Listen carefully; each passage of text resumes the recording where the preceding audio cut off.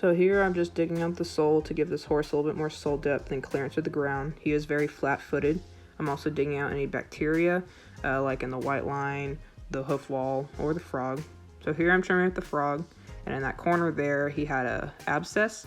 And so I'm just digging out the frog to make sure to oxygenate that area and to allow proper drainage without cutting into the sensitive frog that's now exposed in the commissures.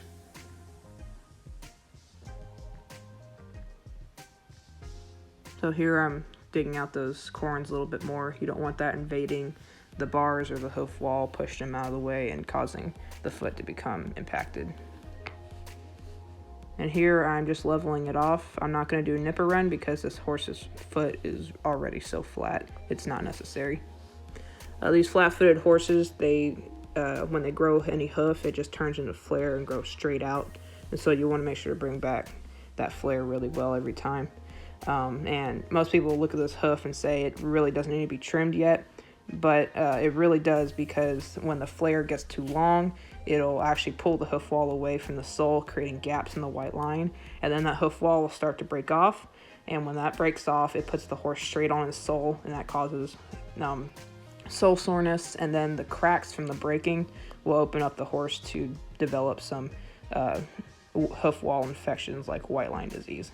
So here I'm backing up the toe to make room for my hot shoe tongs. There's 2 teeth on the front, and I'm doing that so I can burn the shoe on properly.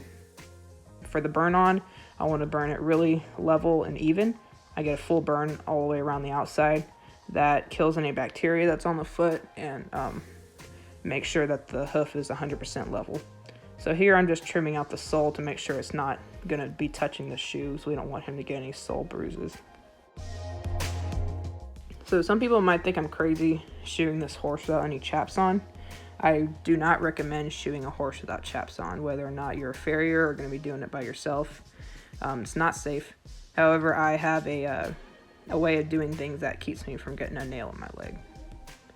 So here I set 2 nails part of the way in the toe just to make sure the shoe stays still while I'm nailing on. And I'm actually going to nail on the first 2 nails all the way into the quarters of this hoof.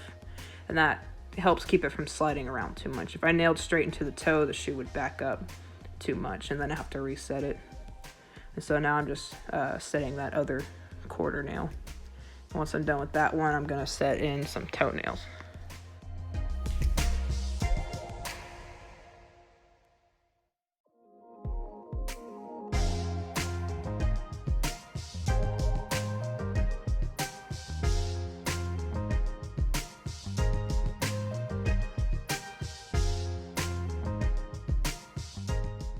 So now I'm just going to clip off those nails, make sure the shoe is set how I like it, and then I'm going to go and finish driving in the rest of the nails.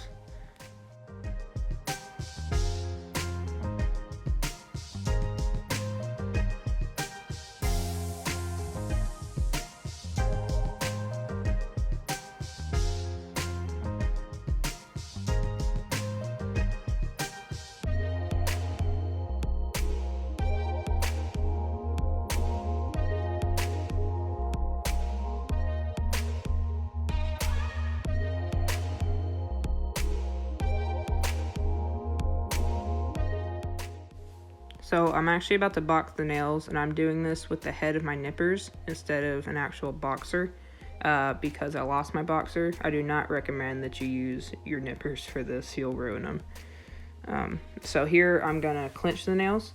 First I'm going to start by cutting the extra tips of those nails to make them real short. And then I'm going to rasp over. Here I'm digging out the wall from under the nails to take away any junky, bunched up, impacted hoof wall. And here I'm backing up the toe and making sure it's flush with that wall.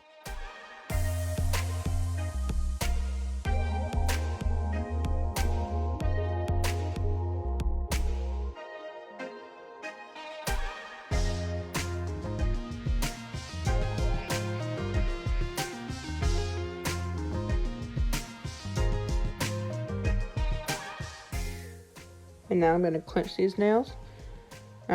I clench one side and then I'm going to rasp over just to smooth off the tops of these nails. Make sure there's no sharp points and that it's nice and flush with the wall. I'll do the same thing on the other side here.